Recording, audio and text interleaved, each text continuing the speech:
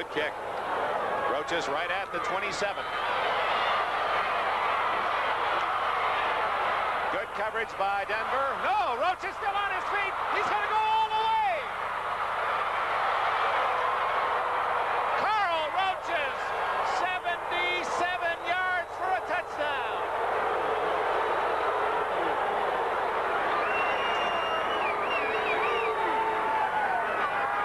Little Carl Roaches in what appeared to be an impossible situation. It looks as if he is going to be trapped on the sideline. Look at all the orange jerseys around him. Emery Moorhead, 86, has a chance there. Another missed tackle there. That's 50-50. Ryan, the linebacker. 81, Watson has a shot there. Prestridge, the punter, leaped and missed. And then Carl Roaches just turns on the afterburner. And you're not going to catch that little fella. What a story that is. This man was selling ice cream at an ice cream truck in Houston. A year ago, he asked for a tryout. And Houston, as they have done so often in that free agent market, so Bum said, come on in, I'll talk to you. Here's Roaches contributing to a team that has its eyes on a possible Super Bowl. Carl Roaches. We're having a little conference by the officials. I don't think it's anything that's going to affect the touchdown, but they're talking things over. But Dick, you tell that story too often, you're going to have all the other NFL coaches going out to look at the ice cream truck drivers in their neighborhood. Well, you know your old coach George Allen, he liked that ice cream, didn't hurt him either. Bum Phillips, and I think that the Broncos thought he was going to run out of bounds.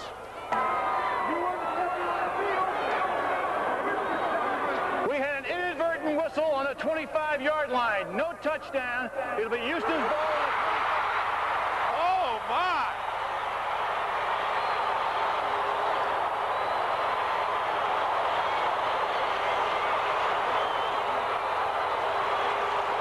Bum Phillips, come here, come here. No, no, he says.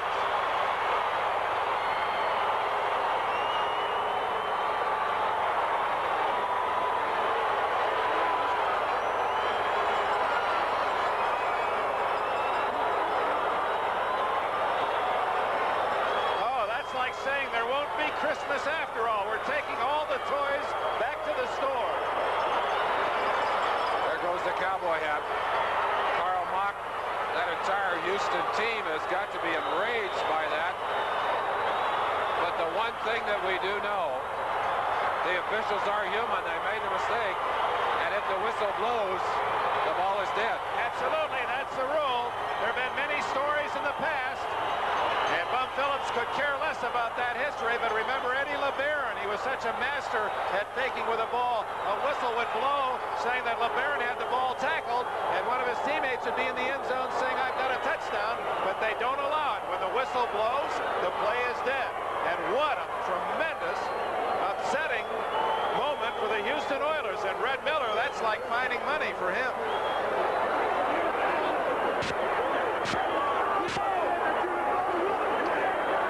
Of frustration. I've rarely seen Bum Phillips angry. He usually has, he may get a little hot for a moment, but boy, he is furious on that sideline, and you can't blame him. 74 yards officially. Carl Roaches had a touchdown, and then he didn't. And what appeared to be an innocent meeting down on the 5-yard line was not that at all. No touchdown. Dead, Merlin, at the 25. Perhaps if we see the play again, we'll see the whistle had to sound when Roaches was at the 25. Right here. Hey! You want him back that far? Right here.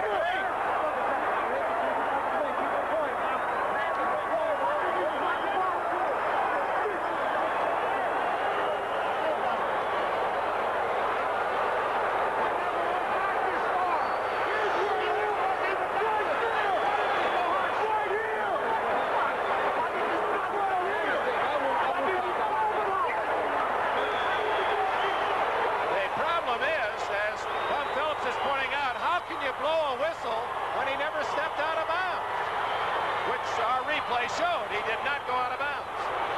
Nevertheless, that gives Denver a big boost. Houston leads 13-9. Ball at the Houston 26. Flag down. Campbell out of bounds at the 30. go back and see the play again.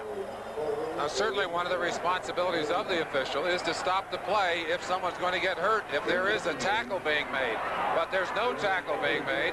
Roaches, although close to the sideline, certainly not close enough to get the whistle there, and breaking free. And the truth is, when he was at the sidelines, that was the 30-yard line, not the 25 where they put it. Number 66, defense, encroachment, lined up in a neutral zone, still first down. Well, that's 5 of it back, but that's hardly enough to make Bum Phillips happy. I don't think Bum is even going to crack a portion of a smile for that. But let's see about the maturity of this Houston offensive team. Let's see how they respond to this situation.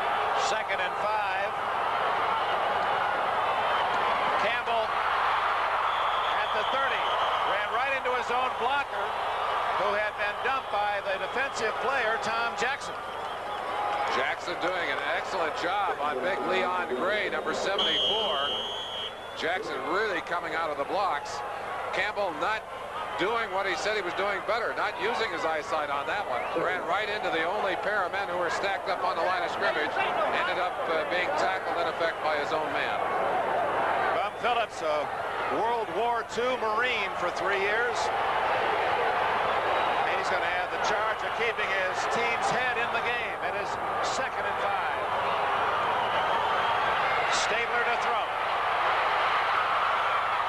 What a catch by Casper at the 35, close to a first down. Randy Gradishar had him covered as well as a man can. Stabler threw that ball under extreme pressure, and he threw it in a way that only Casper could get to it, and he knew it would take a great catch. Watch Casper just diving for that football. 2 men draped all over the top of him. Gradishar and Foley. Stabler still got him the ball, and he caught it. 3rd and 1. Boy, that penalty call back touchdown has really livened the crowd. Campbell, first down at the 39. Gradishar and Foley saved the touchdown. That was all the orange left in front of Campbell. So Houston has made good on 5 of 9 third down conversions today, thanks to that man. 12:45 left. Campbell with 104 yards. Again, in case you join us late, no man has ever in NFL history rushed 3 consecutive games 200 yards a game. Campbell could do it, but he needs some long gainers in this 4th quarter.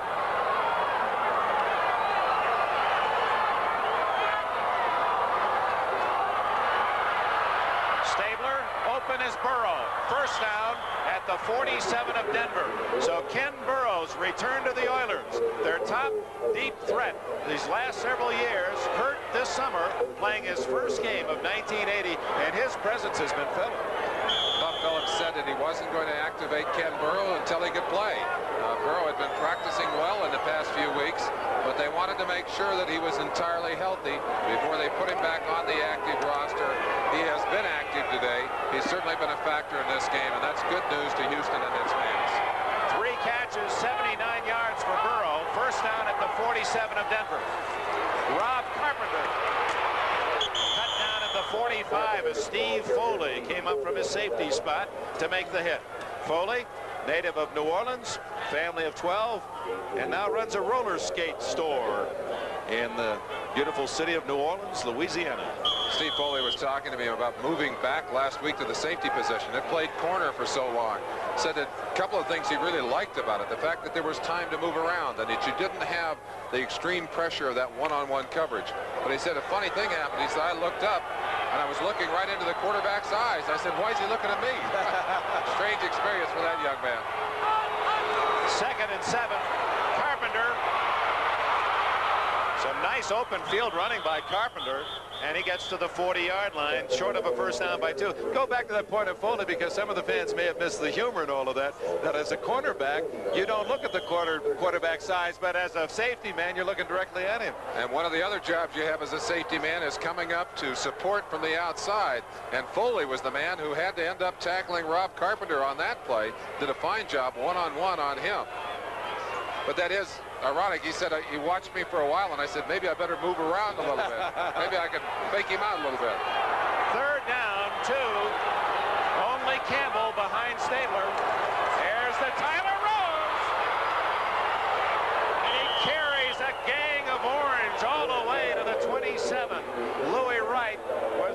next man on his back. 14 yards for Campbell. And down in the pits, you get an idea of the awesome power of number 34, Earl Campbell. Quick acceleration.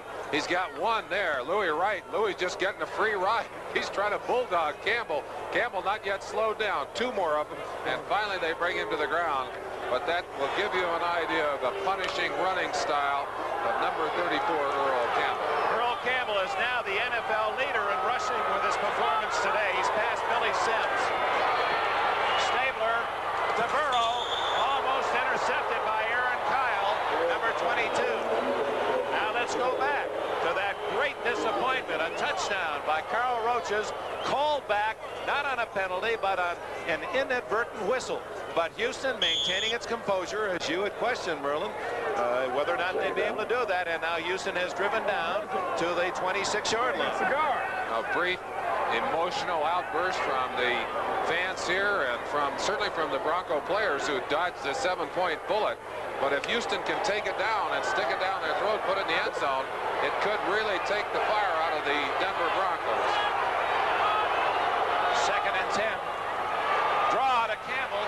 Read well by Rob Nairn, number 58. Nairn saw it coming. Veteran from Oregon State, a free agent pick by the Broncos, replacing Bob Swenson, and that was a big play for Nairn.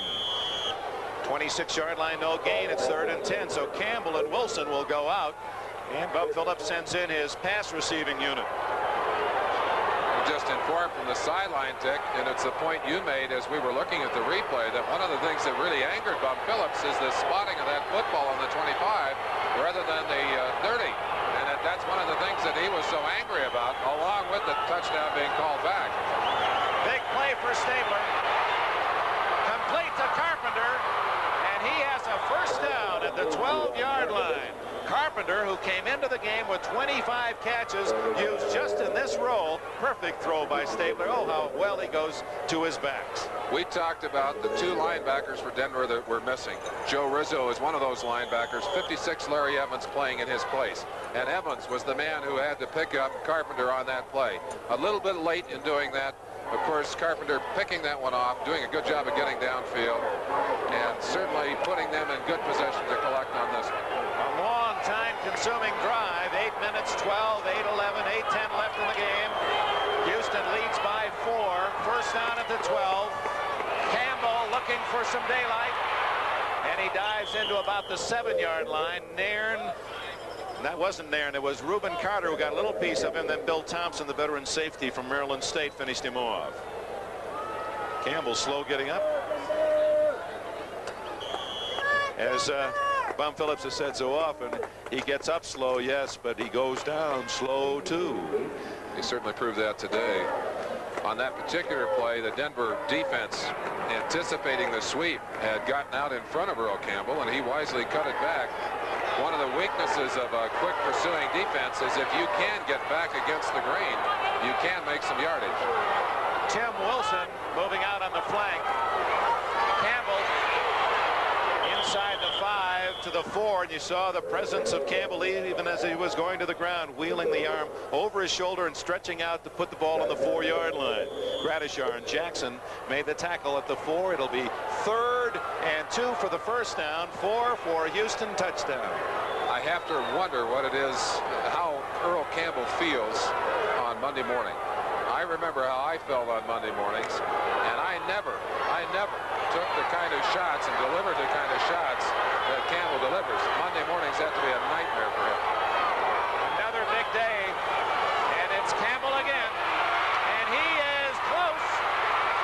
They stopped him about at the 2-yard line. It's going to be close to a first down, and tremendous gang tackling by Denver to stop Campbell when it appeared he had another touchdown. Let's go down in the pits, and maybe you'll get a feeling for the way this game is developing on the line of scrimmage. Watch Campbell now accelerating, cutting up inside. He's going to be hit right there on about the 3-yard line. Was in the air. That's Foley, one of the hitters. Right there, they're coming from the backside. Bryson Manor, 66. Billy Thompson, 36. Aaron Kyle, 22. They know that no one or two of them is going to get him down. But Campbell is down, and he appears to be hurt on that last play. 6 Broncos tackled Campbell to stop him. They have not measured as yet for the first down or not, or have they? Campbell with 129 yards, but a much more concern, is he just out of gas or is he injured? We'll have that news for you when we return. You saw Adger Armstrong, 39, coming in to replace Campbell. 6.5 minutes left. Houston by 4, 13-9. I told my Allstate agent I can't afford life insurance. The field under his own power appeared to be all right. Campbell, the NFL rushing leader as a rookie with 1,450 yards, came back to win the title again last year, just under 1,700 yards, and he's got 936 already this year. 2 touchdowns. He's replaced. It was a first down. It's 1st and goal at the 2, and Rob Carpenter has a touchdown.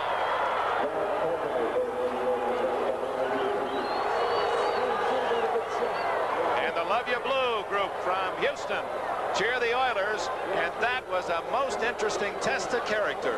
A touchdown taken away, they get it anyway. I think there are certain points in a season that you remember as being critical to you. I think this is one that the Oilers will remember. An opportunity to fold emotionally, a chance to fold, to be angry, to come back tomorrow and scream at the officials. Stabler and that whole offensive team just said, okay, we can't get it that way, we'll do it on our own. Frisch gets that one high enough, and it's good. Merlin Olsen, Carl Roach's touchdown, no touchdown, was 74 yards. The Oilers have just gone another 74 yards, 14 plays instead of 1. They still get the 7. 20-9, Houston.